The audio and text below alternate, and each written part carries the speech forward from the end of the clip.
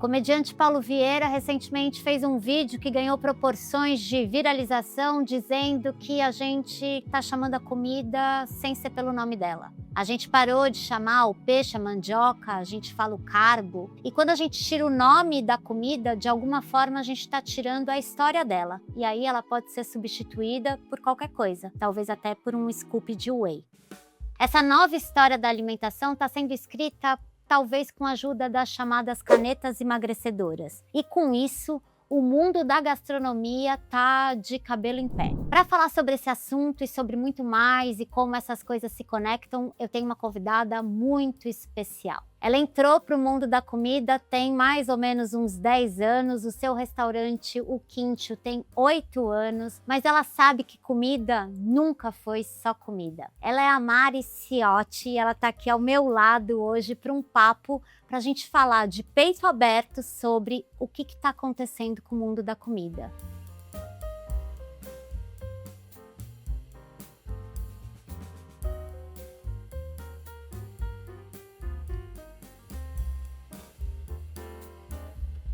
Muito obrigada, seja muito bem-vinda. Muito obrigada pelo convite, é um prazer estar aqui nesse papo contigo. Mari, eu te chamei porque a gente já conversou sobre isso em alguns corredores quando a gente se encontrou, mas eu acompanho o seu Instagram, no seu Instagram você tem uma produção de conteúdo falando sobre que a comida não é só comida, e você tem um restaurante onde você assiste as transformações e o comportamento sentado à mesa todos os dias. Queria saber se você percebeu alguma mudança mais rápida ou mais acelerada nos últimos tempos com relação às pessoas mesmo se relacionando com a comida. O que está rolando? O que você tem visto? Olha, eu arrisco dizer que nenhum acontecimento cultural e comportamental teve um impacto tão grande na forma como as pessoas se alimentam, tal qual agora. Para quem tem um restaurante, eu acho que é palpável em número. Eu estava vendo o quanto a moda está usando muito a comida num lugar de desejo, exatamente no momento em que as pessoas menos desejam comida. Ou seja, as pessoas não estão comendo, mas mesmo assim, a foto do bolo escorrendo com o chocolate, né? Isso ainda é sensual, ainda tem um lugar que desperta algo. Ainda que o fato não vá mais ser, né, assim, consumado. Então eu acho que as pessoas vão, apesar da comida, não mais pela comida. Ah, mas as pessoas continuam saindo. Sim, continuam. É isso, a comida continua sendo, né, assim, um objeto de desejo, de algum status, mas o status é mais olhar do que tê-la, do que consumi-la. A minha avaliação, né? Porque é isso que você disse, assim, a gente está inundado de imagens de comida, às vezes a comida até apresentada de uma maneira bem obscena, Exato. né? E como se fosse um desejo proibido. E eu queria chegar nesse ponto com você. Você não acha que a gente perde um pouco de memória também? Você não acha que isso acaba articulando? O que você enxerga? Muito. Acho que é isso. A comida permeia tudo da nossa vida, né? É muito difícil você setorizar ela exclusivamente para alguma coisa, porque ela é multifatorial, né? Desde como a gente se relaciona interpessoalmente até como a gente se relaciona com o meio ambiente, com o nosso entorno, com as nossas funções diárias, com como a gente se nutre. Então, a comida de fato permeia tudo. A gente pode olhar ela sobre aspectos específicos. A nutrição, o desejo, mas ela nunca é um único fator desses, né? A não ser que é isso. Durante um período você seja um atleta de alto rendimento, aí você tá olhando para a comida de uma maneira muito específica, num foco muito nutricional, mas no geral é isso, ela vai estar sempre permeando a nossa vivência de muitas maneiras, a nossa cultura. Claro que o descontrole, ele também é um problema, né? E a comida também pode chegar nesse lugar de descontrole de inúmeras formas, né? Tanto na saúde, na quantidade de consumo, quanto no desequilíbrio que a gente tem enquanto sociedade de você ter pessoas que estão morrendo de fome enquanto outras estão jogando comida, né, deliberadamente fora. Então, a gente sempre vai ter contextualizações ali, né? Mas quando a gente também tenta controlar toda a narrativa, acho que tenta controlar o ser humano, o indivíduo mesmo, né? E a nossa própria complexidade. Eu acho que a gente está muito intolerante para as nuances de tudo. E aí entra nesse lugar rígido do controle E aí eu acho que a caneta, né, as canetas nesse sentido, elas deixam escancarado, assim, uma rigidez, uma necessidade de controle que traz um resultado específico, mas que também se abre mão de outras coisas que são prazerosas exatamente pelas nuances. E eu tive um período muito triste na minha vida, no qual eu tive a reação de parar de comer e parar de cozinhar. Se quebrou em mim algo muito fundamental e isso se demonstrou na comida por um período grande, até num devido momento eu meio aceitar, falar, bom, é isso, eu nunca mais vou ter prazer com a comida. E essa constatação foi tão triste para mim, que quando eu vejo que as pessoas estão usando um medicamento que causa isso, eu falo, meu, que triste, né? Assim, que preço alto a se pagar, tal. E quando eu engravidei do meu último filho, do meu filho mais novo, eu tive esse reencontro com a comida de um jeito, quase se tivessem aberto os portões e eu, saí correndo e mergulhei de novo e comi, tive prazer e esse desejo e a vontade e o tesão na comida e me reencontrar nesse lugar foi muito maravilhoso, sabe, assim, nunca mais vou ter como garantido, assim, e nunca mais vou não estar prestando atenção ao sinal de tristeza profunda ou de algum vazio muito específico que se dá quando a gente não quer olhar para a comida, sabe? Quando a comida vira algo só...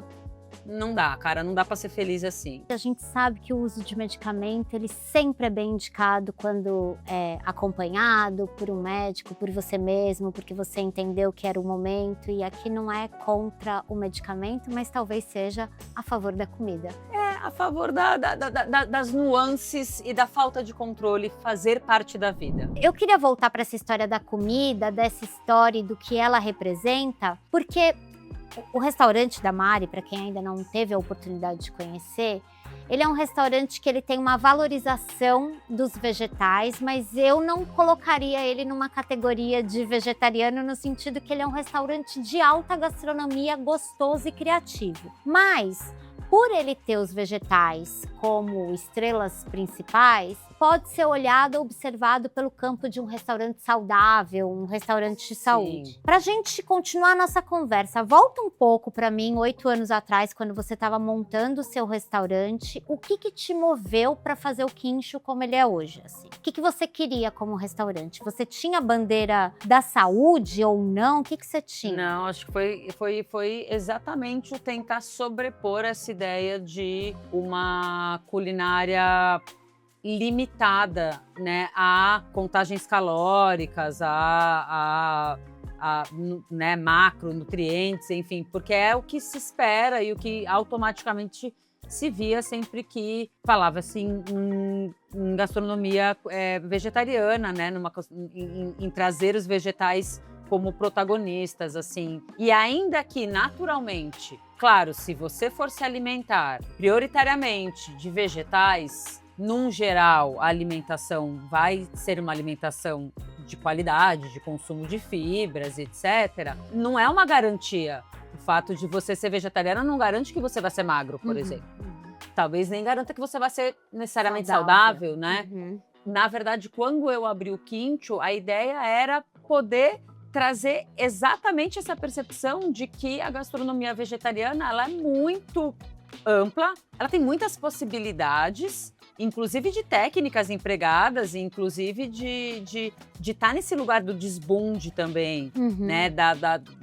Quase da luxúria, do desejo pelo desejo, né? Porque senão o vegetal é sempre apresentado como algo que, tem que, não é por livre e espontânea vontade de se comer e se deliciar com aquilo. Então, acho que o meu maior motivador era deixar a culinária vegetariana com uma cara tesuda, sabe? Acho que essa é a palavra, assim. Eu sempre usei essa anedota, assim, uma pessoa pode comer uma bolinha de queijo frita e tomar um copo de uísque, que não tem nada de saudável e nada, né? E pelo contrário, e também, né, traz até uma boemia, enfim, né? Você não se imagina comendo isso a 1h da tarde. Você vai imaginar você comendo isso pelo menos depois da meia-noite, né? E ser vegetariano, ou seja, né, assim, Um vegetariano pode estar contextualizado nesse cenário no qual vai contra tudo que se espera e continua sendo vegetariano. Ou seja, a minha vontade era mostrar uma outra lente mesmo. A mesma lente aplicada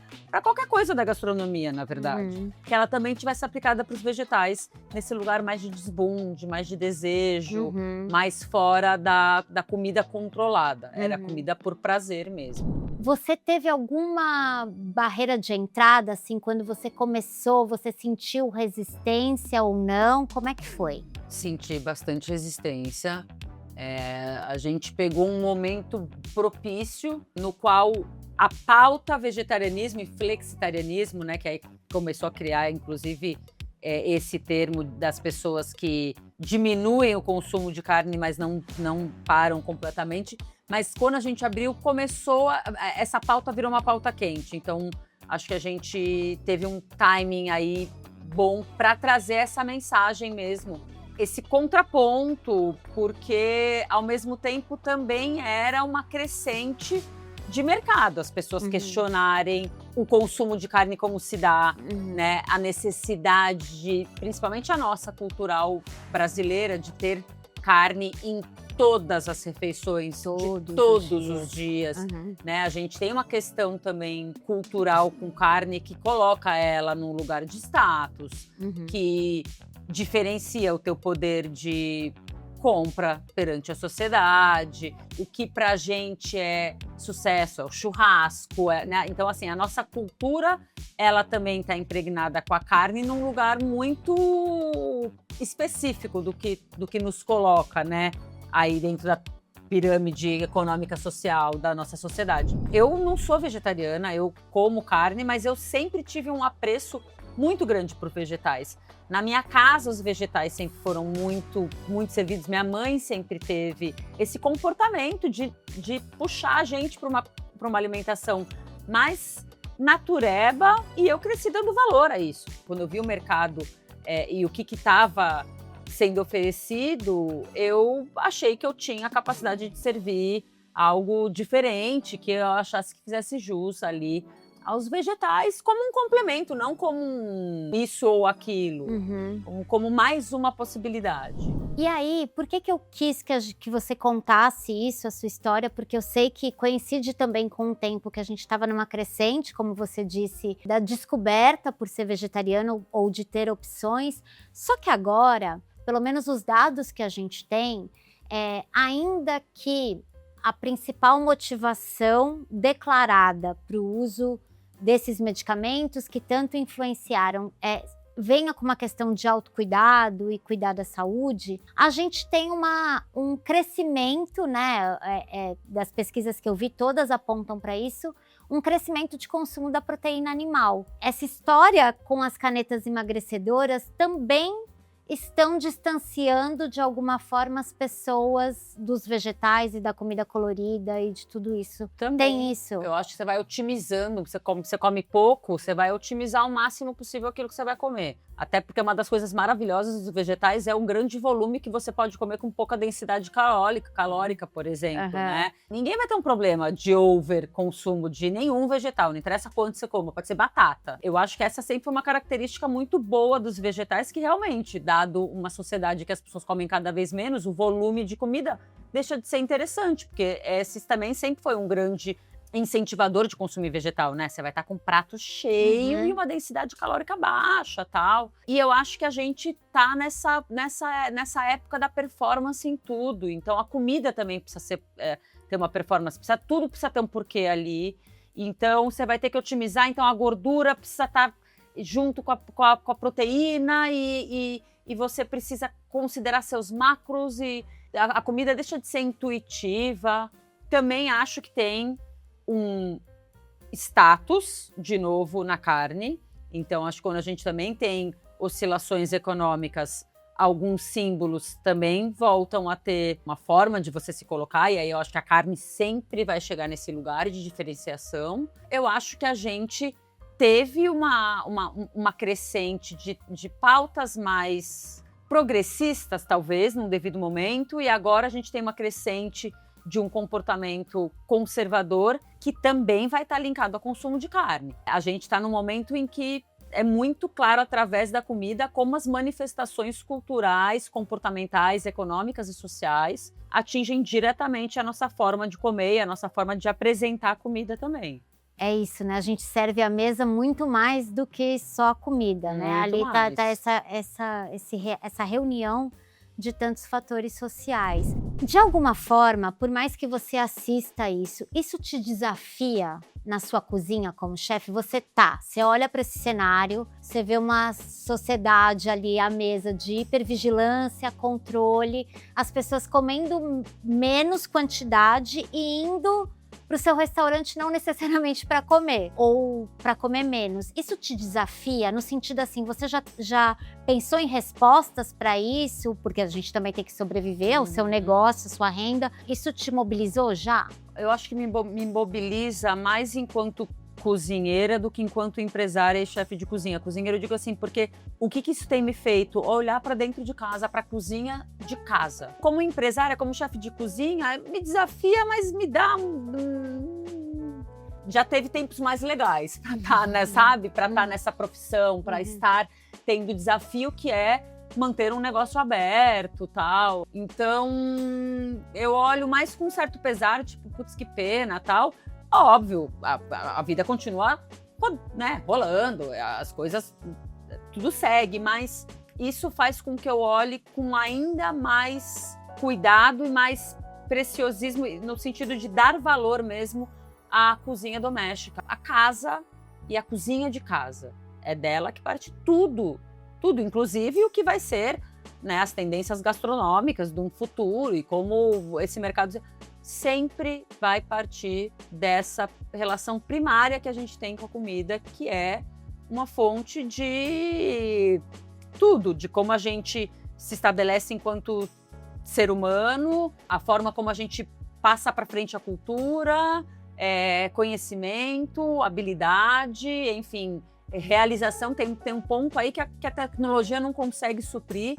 E isso sempre vai partir desse lugar, a cozinha de casa. Eu nunca tive tão interessada pela cozinha de casa quanto eu ando atualmente, assim. E o que isso significa na prática? Você está cozinhando mais em casa? Você está chamando seus filhos para cozinhar? O que você está fazendo? Assim? Na prática, eu tô falando para todo mundo, tipo, gente, vem aqui, vamos olhar para cá, vamos todo mundo falar sobre isso, vamos entender como esse lugar tão maravilhoso, ele ainda ocupa lugares que ou eles vão ser lidos como opressores, e aí eu acho que distancia a gente da cozinha, o que eu entendo de onde vem, aí claro que faz sentido, mas a verdade é que assim, cara, não, é um lugar poderoso pra caramba, como assim? Como assim? Como assim a gente deixou falarem pra gente, tipo, não, seu lugar não é aí, vai lá pro mundo, que é muito melhor. Vou pro mundo, mas aqui é meu. E algumas habilidades, eu acho que elas, sinceramente, pra mim, são inegociáveis. Saber cozinhar, eu acho uma habilidade inegociável para qualquer pessoa, principalmente para os homens. Principalmente para os homens. E principalmente para os homens, por quê? Porque esse lugar lhes diz respeito também, porque as mulheres não estão mais dispostas a tocar tudo e porque ele é a base, né? Ele é a base de tudo. Sem comida não existe nada, na verdade. Não existe nem o churrasco de domingo, nem a constituição da família. Ou seja, para tudo você precisa ter esse conhecimento. E acho que a gente ignora o valor que a casa tem na constituição individual, pessoal, social, política, tudo. Política, exatamente. É isso, um brinde à comida, que você também dialogue e veja o que a comida significa para você. Se você quiser compartilhar, deixar aqui o que é a comida ou a comida que você foi surpreendida, sim, quando veio um sabor especial. A gente continua aqui. Vou deixar todas as redes sociais da Mari para vocês acompanharem aqui também. Queria te agradecer demais. E como as coisas estão em velocidade galopante, qual que é o meu pacto? Daqui uns 3, 4 meses a gente volta, toma 2 cafés, pede a conta de novo e vê como é que estão as coisas, pode ser? Maravilhoso, combinadíssimo. Maravilha. Tchau, gente. Obrigada. Beijo.